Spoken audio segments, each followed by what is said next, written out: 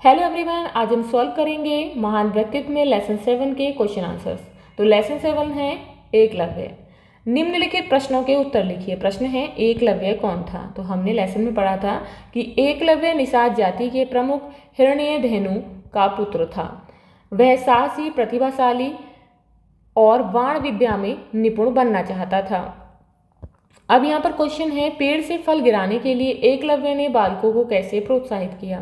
तो एकलव्य ने बालकों से कहा कि तीर हाथ में है तो फल को तीर से गिराओ। इस पर सबने प्रयास किया पर सफलता नहीं मिली। अंत में एकलव्य ने तीर चलाकर फल गिरा दिया और सबको चकित कर दिया।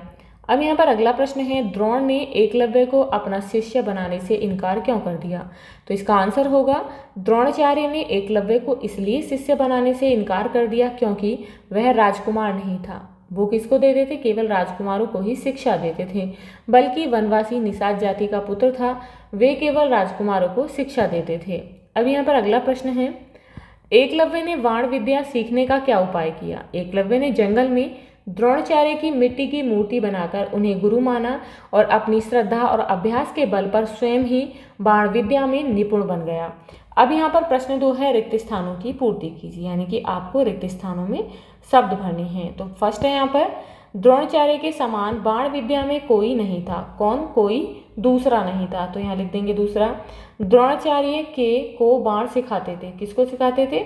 द्रोणाचार्य हस्तिनापुर के राजकुमारों को बाण विद्या सिखाते थे। उसके बाद है, एकलव्य ने धनुर्विद्या सीखने की क्या व्यक्त की? अभिलाषा। एकलव्य ने गुरु दक्षिणा में काटकर गुरु के चरणों में रख दिया क्या? दाहिने हाथ का अंगूठा। अब वो बाण चलाने में, यानी कि बाण विद्या में पारंगत होते हुए भी बाण नहीं चला सकता था, अपने धनुष को नहीं चला सकता था। अब यहाँ पर प्रश्न है, सही अथवा गलत का निशान लगाइए। द्रोणाचार्य बालक के कौशल से अप्रसन्न हुए, तो ये गलत है, वो बहुत प्रसन्न हुए थे। अब यहाँ पर नेक्स्ट है, एकलव्य ने कहा मैं आपको गुरु मान चुका हूँ, तो बिल्कुल सही बात है। द्रोणाचार्य को एकलव्य की गुरु भक्ति से प्रसन्नता हुई, तो ये भी सही है। अब यहाँ पर योग्यता विस्तार है, गुरु द्रोणाचार्य ने एकलव्य को धनुर्विद्या की शिक्षा नहीं दी और उल्टे गुरु दक्षिणा में दाहिने हाथ का अंगूठा मांग लिया। इस घटना के संबंध में अपने विचार लिखिए।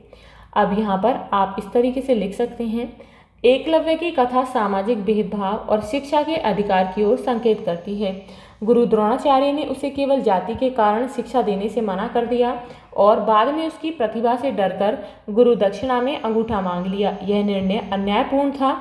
एकलव्य आत्मप्रेरणा, समर्पण और स्वाध्याय का प्रतीक है। यह घटना हमें सिखाती है कि सच्ची प्रतिभा किसी वर्ग या जाति की मोहताज नहीं होती, लेकिन पक्षपातपूर्ण सोच समाज की उन्नति में बाधा बन सकती है, जिस तरीके से एकलव्य के साथ हुआ।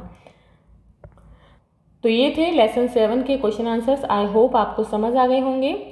तो यदि आपको इस लेसन से रिलेटेड कोई भी डाउट है तो आप मुझे कमेंट बॉक्स में कमेंट करके बता सकते हैं। तो मिलते हैं नेक्स्ट वीडियो में नेक्स्ट चैप्टर के साथ।